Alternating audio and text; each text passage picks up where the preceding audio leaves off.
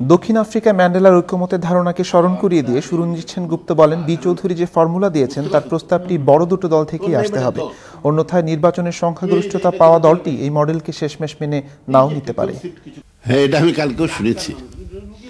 উনি যেটি বলেছেন এটি আসলে তো সংবিধান বহির্ভূত একটি বিষয়।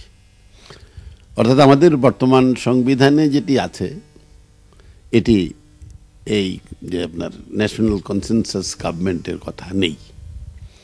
এটি একটি ধারণা, নতুন ধারণা। এই ধারণাটি সাম্প্রতিককালের বিশ্বের ইতিহাসের যে কিংবদন্তি পুরুষ নেলসন ম্যান্ডেলা, তিনি এই কনসেনসাস গণতন্ত্রের প্রবর্তক হিসাবে সাউথ আফ্রিকাতে শুধু আনেনই নাই, সংবিধানেও তারা এটা রেখেছেন এবং সেই ন্যাশনাল কনসেনসাস গভর্নমেন্ট ওয়ার্ক করছে। আমি নিজে গিয়ে দেখেছি সেখানে।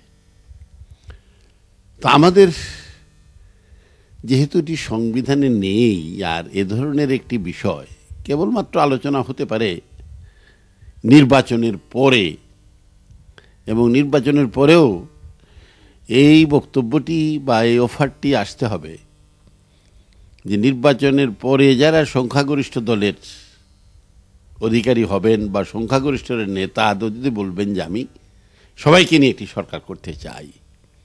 চলমান সংস্কার, শেখ হাসিনার নেতৃত্ব এবং সজীব ওয়াজেদ জয়ের ভবিষ্যতে নেতৃত্বে আসা নিয়েও প্রতিক্রিয়া ব্যক্ত করেন তিনি।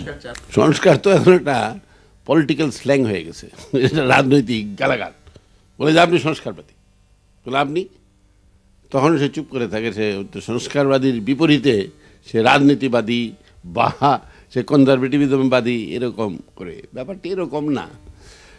সংস্কার তো একটি অব্যাহত ধারা, এবং যেখানেই যেই মুহূর্তে আপনার জীবনের চলার বলার পথে সংস্কার বন্ধ হয়ে যাবে তো জীবন স্থবির হয়ে যাবে, মৃত হয়ে যাবে। রাজনৈতিক পদ্ধতি তো সংস্কার অব্যাহত ধারা। এটাকে আরও গণতন্ত্রায়নকরণ, গণতান্ত্রিক করা, এটাই তো রাজনীতি। সুতরাং এ নিয়ে সাময়িক ভুল বোঝাবুঝি থাকলেও, যেমন আমাদের মধ্যে বিষয়টি আমরা একটি পর্যায়ে নিয়ে এসেছি। আপনি যা বলছেন সজীব জয়, সজীবেরাই তো আসবে, নির্জীবেরা কি আর আসে? বুঝছেন, সজীবেরা আসুক। সজীবেরা আসতে গেলে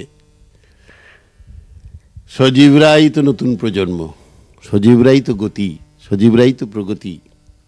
সেই সজীবরা আসতে গেলে রাজনীতির ধারাবাহিকই আসতে হবে। রাজনীতির ধারাবাহিকতাকে স্তব্ধ করে সজীবরা যদি জীবিত হয়ে ওঠে তাহলে নির্জীবরা আর থাকবে না, তাহলে গণতন্ত্রটিও থাকে না। সুরঞ্জিত সেনগুপ্ত দৃঢ়ভাবে বলেন, 2008 সালের মধ্যে নির্বাচনের কোনো বিকল্প নেই। তিনি আরও মনে করেন, একটি ধর্মনিরপেক্ষ গণতান্ত্রিক রাষ্ট্র প্রতিষ্ঠার এখনই উপযুক্ত সময়। বুলবুল হাসান, বাংলা টিভি, লন্ডন।